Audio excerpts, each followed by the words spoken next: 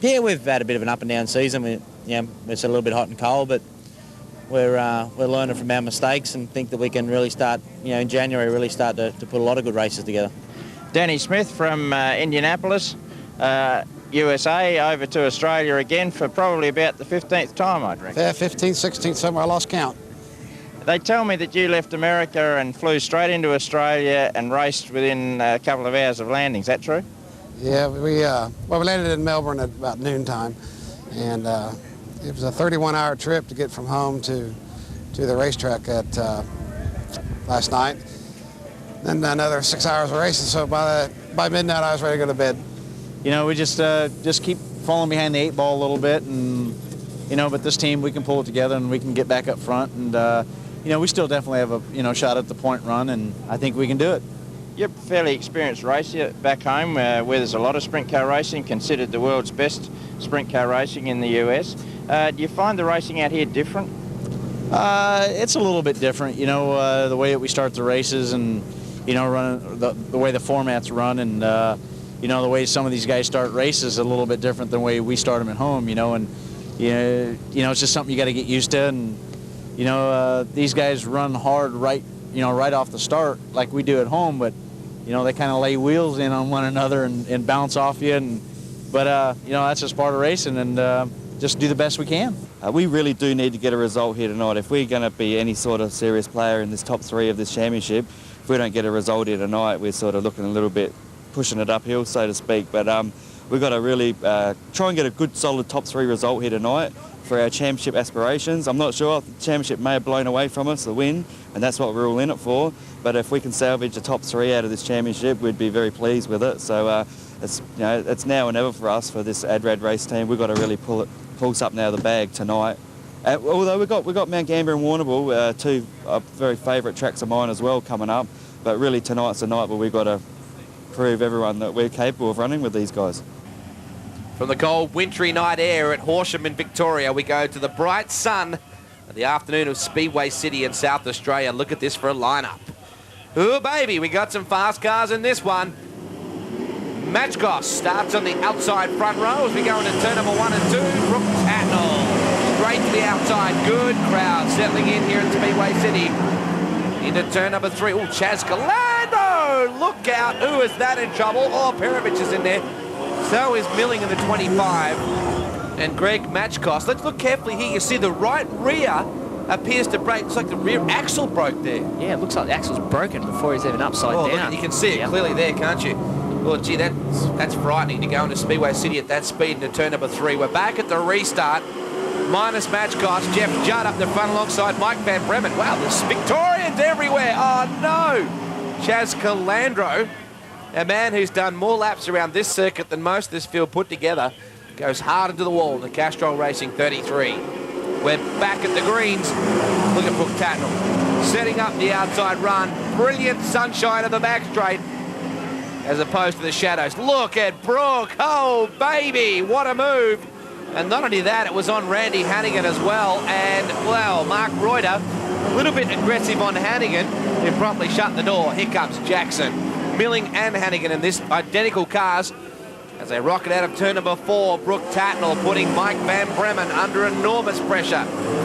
Well, he's got his hands full, hasn't he? Brooke Tatnell on the move. Has won a lot of races around this place as Brooke Tatnell. Out of 4. Van Bremen doing a sweet job, keeping the car nice and straight. Hannagan back in the 3rd spot.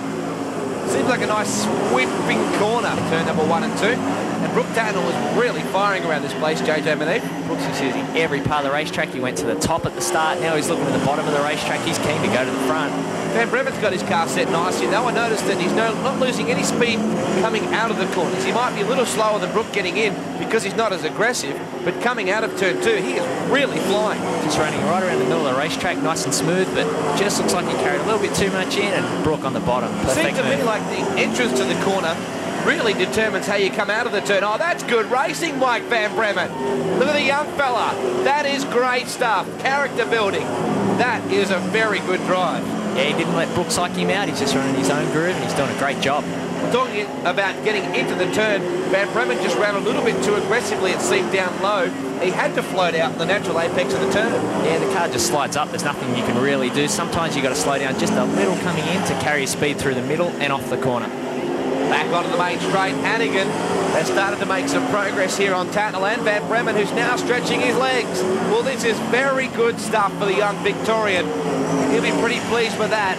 1 lap to go, and Brooke Tatnell, certainly still one of Australia's most exciting talents, and using his American experience to the full just then. Van Bremen is his equal.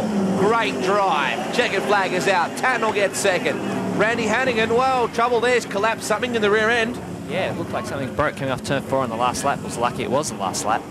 It might have been just a stop or something. Wow, well, Chaz Calandro finished with a very flat main wing, and Mike Van Bremen takes the win in emphatic fashion. Well, we're carrying race cam for you now. This will give you a good idea of how quick they cover Speedway City. On board with Robbie Farr, you can just see the top of the crash bar at the very tail. And just watch the Titan car and Gary Brazier start to work Robbie Farr over, or will Farr drive away? We're green. Into turn 1 and 2 we go. There is Robbie Farr, the O'Brien aluminium car. Gee, they're sideways. Look how bright it still is on the track there too. Farr looking on the inside of Danny Smith, who now joins the tour. Jensen in there as well. And just watch how much, oh, we're going yellow here. We'll get another look in a moment. Don't know what the problem is, but the caution flag is out. And Robbie carrying race cam. That's a great camera angle. Yeah, it's great looking back at all the guys. Pretty radical.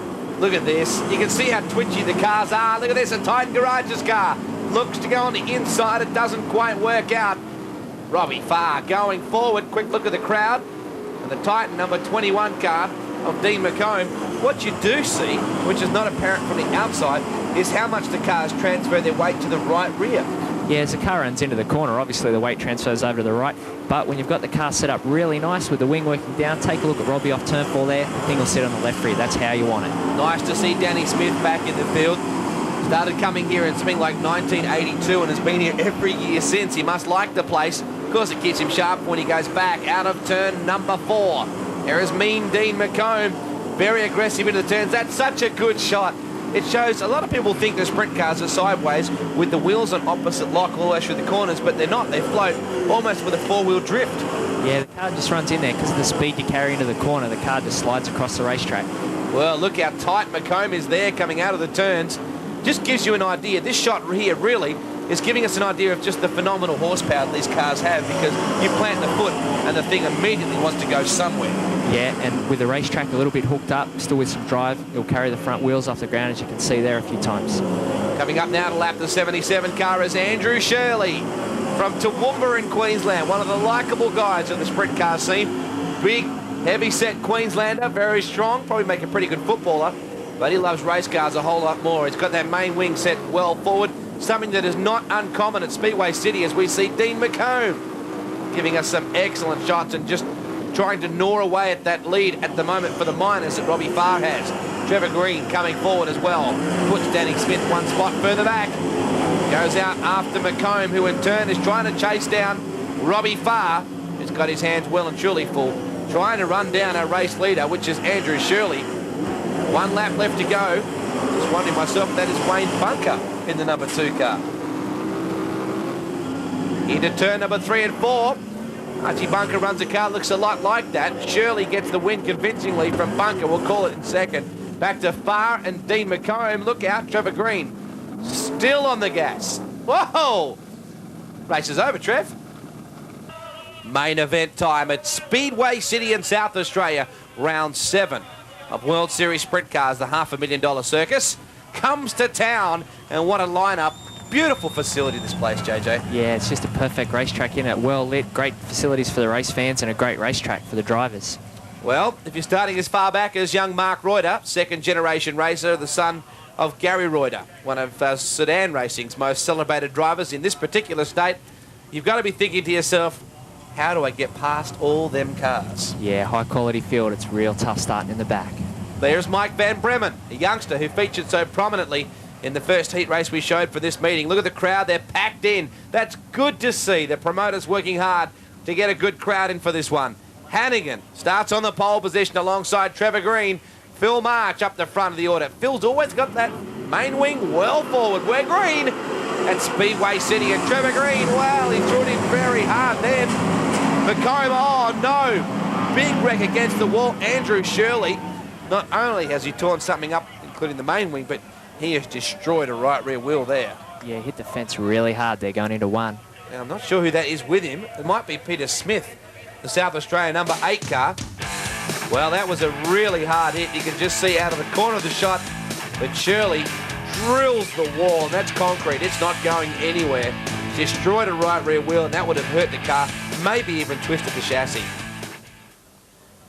Back at the restart now. 30 laps the journey.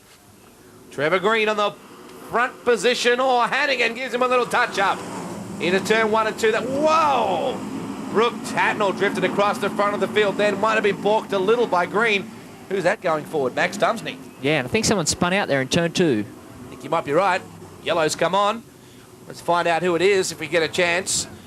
There is March. And let's have a look. It's one of the Titan cars. Drew Cruck, I think it is in the 36. Drew Cruck, a very impressive young man. A musician and an actor and a sprint car driver as well. And he's very personable. And quite a hit with the ladies. Out of turn number 2. A lot like us, mate. I wouldn't say that. Trouble coming out of turn number 2 here. Drew Cruck involved with Calandro in the 33. Well, I think that might be the end of the night for Drew Cruck now, having put the big kiss of death on the poor young fella. Still 30 laps on the board, and it's been somewhat of a grudge match between Green and Hannagan. Oh, Brooke Tatnell. Why am I always so nervous watching Brooke Tatnell and Trevor Green together? Well, those guys, they race really, really hard against each other. Probably harder against each other than anyone else out there. I think you're right. There's a fairly intense rivalry. Look out. McComb got loose. And as a result, Robbie Farr had nowhere to go. Oh, he goes back on the track. It's the knock-up effect. And you can see there that McComb has a broken front end. And I'm thinking to myself just here, that may have happened previously. Oh, look out. Bunker is involved. So is Smith. The South Aussie's having a tough night tonight. That may have happened with the contact, the initial contact with Farr. Yeah, I would say so. It looked like he didn't sort of hit anyone too hard there in turn 1. All the front end was busted out of it. Gee, they're going to have to work hard now. Randy Hannagan has got himself a break. 1 lap is in the books. And the Hurricane looking to blow into Adelaide and wreak some havoc. Dumpney to the outside. Chasing Anderson. I'll tell you what, between those two guys there, Dumpney and Anderson, there's been a lot of feature race trophies go home to their mantelpieces, especially at this facility. Into turn 1 and 2, Jackson, Van Bremen, Anderson, Dumpney. And there is Drew Cruck, Mark Reuter. There's a couple of young Turks in the sprint car scene. Out of turn 4, there's Brooke Tatnell, who's always a live wire around this place. It's amazing how quickly the field can stretch out like that. There's not really straightaways at Speedway Park, or Speedway City, I should say. Generally, it's more of a complete true oval, isn't it? Yeah, there's just sort of 2 tight corners and 2 wide open corners, really. Trevor Green has a lot of experience around this track, the young South Aussie from Salisbury. The Green Welding Services, family-owned number 4 car, and I believe Darryl Mouse Green, regarded as one of the best crew chiefs in the game. Yeah, he spent a lot of the time in America. Worked on a lot of World of Outlaws cars, so he knows what he's doing. Trevor stands on the gas. That combination, the 2 brothers, have really achieved a lot in the last couple of years. Well, Darryl Green worked, probably the most high-profile driver he worked for was with Jack Hortonchild, so he certainly knows how to make a car fast and probably knows how to repair them too. Out of turn number 4, Jack, still a wild child of sprint car racing in the USA, and Trevor Green, pretty well uncompromising as well. March trying to wear down Brooke Tatnell. What I love about this racetrack is how quickly you can come off the corners and everybody getting up nice and high on the track. Skip Jackson, not quite up the front here. This is not a result he needs because Hannagan is next best in the points. That's right. He's usually pretty consistent up the front, but Hannagan at the moment is looking pretty good out in front there. But again, you're saying how everyone can sort of stretch out pretty quick. It doesn't take long if you get stuck behind a back marker. You just got to lift the throttle a little bit. Everyone else will catch right back up to you. Trevor Green trying to do just that. As we see, I think it's Walsh in the 75, or is it Bartlett in the 75? It is Bartlett. As he works to the middle of the track, and Hannagan needs to hurry here. One of the Titan cars going to the infield must have been Cruck because McComb has already gone infield with front end damage. And Hannagan, we won't say he's wasting precious time, but time is ticking away because Green is right there, and wouldn't the South Aussies love a hometown hero to win this one? Time to take a break here on Speedweek, but stay with us. We'll be... It's not been a track that Trevor's had an enormous amount of success at, even though he's done a lot of laps and he's always fast here. Yeah, sometimes that can happen. You don't really go that great on your home track. You can get on the road and go better at tracks that you don't visit that often. Well, Brooke Tatnell once told me that he doesn't ever have what he calls a favourite track. He said the reason for it is that when things start going bad at your favourite track, you really are in trouble. Can you relate to that? Yeah, you'd get a little bit down, I guess, if you say something's your favourite track and then you go bad there. Well, March, oh, Phil March, it was all or nothing then. He tried it right on with Tatnell. Well, that was close. And that's a trademark Phil March corner attack with an aggressive mood. Well, you've got to try and get in the front somehow, and if that's what you've got to do to try and get there, that's what you've got to do. Well, I tell you what, Phil March has never, ever been accused of not trying. Back onto the main straight, Hannagan has stretched himself away just a little now. And there is a high-speed trio. In fact, there's good racing wherever you care to look here. There's a couple of guys running in groups of threes. I just watched Dumsney's car then. JJ, going into turn one, the car appeared to lay over on the right rear a little bit, and it seemed to just pinch the car up. Yeah, it looked that way. I don't think Max has got his car perfect for tonight. Obviously, otherwise he'd be up near the front. So I think he's struggling a little bit car-wise. Look at how little room Hannagan has at the front of the car here to see out of. When you think about it, he's got the wing way forward, but plenty of down angle. When you think about it, the airstream hitting that front wing would almost be just straight up over the top of the main wing. Yeah, well, I guess that's what they're trying to do. He's only a short guy, too. I'm not sure they can see over the hood. Might be a couple of telephone books under there, you reckon? Oh, trouble here. Chaz Calandro and Mike Van Bremen. Well, Calandro has had a shocking night tonight. He's already drilled the wall, unfortunately. Very professional South Aussie, the proprietor of Sprint Auto Parts in South Australia. Back at the restart. Hannagan didn't need that restart. Green most certainly did. 12 laps to go at Speedway City in South Australia in Virginia. As they come out of turn number 2, Brooke Tatnell getting high up out of 2, and Hannagan just so fast out of the corners. Look at the ground he opened up there. He can carry some corner speed and off the corner, that's right. He's got a lot of speed and everyone. But again, if Hannagan gets into lap traffic and he gets balked a little, Green can still have a shot at this race. What strikes me about this field tonight, JJ, is that everybody seems so even. You look back in the order, Max Dumsney's not really going forward. Skip Jackson's been able to get up a little on March, but make no impression. March hasn't been able to effect a pass on Tatnell.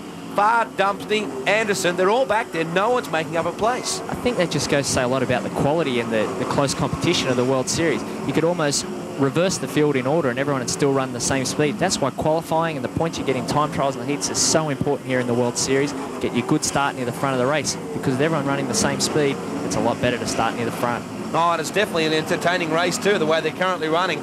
Out of turn number 2, Hannagan is showing that straight line speed and cornering technique, a combination, is lethal if you get it right. And Trevor Green is probably looking at the front going, where did he go? Yeah, he's trying his hardest. A couple of laps ago, he was right there, wasn't he? That's right, but here again, in lap traffic, this might help Green. Well, I don't think Hannagan's... Oh, Max Dumsney to the infield there. Well, Max Dumsney, that's somewhat of a turn up. And here comes Hannagan. I don't think he's going to mess around with Bartlett this time. No, siree. Not this time. Bartlett moves up obligingly. Probably was a little bit intimidated too. The Hurricane just blew right through there and almost took the roof off. Back onto the main straight. Laps are starting to tick by. The likeable Californian from San Jose, King of California this year. He wrestled that title away from California veteran and legend Brent Kading.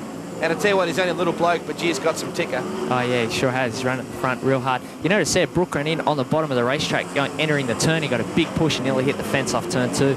Hannagan really needs this win. When you think about it, he looked very good at Claremont and Bunbury. He struggled at Kalgoorlie, didn't make the show. And he didn't really have the best of runs in round 4 at Speedway City the last time we were here. So this is the result that Hannagan needed to get himself back into the points. I'm looking at Mr. Consistency again. Skip Jackson sitting neatly in the top 5. But take a look, he's half a lap behind the leader. Well, Hannagan will take the win. We know Jackson won't be happy, but he'll still have some points. Randy Hannagan, a Hurricane, blows into Speedway City and takes the prize money. Back in second, Trevor Green. Long way back to third. That'll go to Brooke Tatnell. Back then, I think it was Phil March, and then back to David Anderson. What a race for Randy Hannagan. He scoops gold at Speedway City in South Australia for round 7 of World Series Sprint Cars. Trevor, home track and second place. That's not a bad result. Oh, it's a great result after last night's carnage. It's good to do in front of your hometown, you know, all your sponsors and your fans and your friends and everyone are out here, and it's good for the guys in the car. Like, they've been toiling really hard this year, and last year we had a heap of thirds, and this year we've only been good for 4th or 5th or 7th, but we've been sniffing around, and we really needed this result tonight, and hopefully we can go for bigger and better things for the rest of the series. Kind of like a repeat of Kalgoorlie Claremont deal, you know. Last night we didn't make the show, and tonight we win. It just goes to say how hard my team works, and that's what it's all about. My team does a good job. They, you know, this Oz Track Hurricane, they can cover all sheet metal. They do a good job. Western Australian Diamond Drillers with Scott Milling supplying me with some good equipment. My brother, that's what this whole deal's about. We got to try to keep getting these wins underneath our belt. Maybe we can have something at the end of the point series.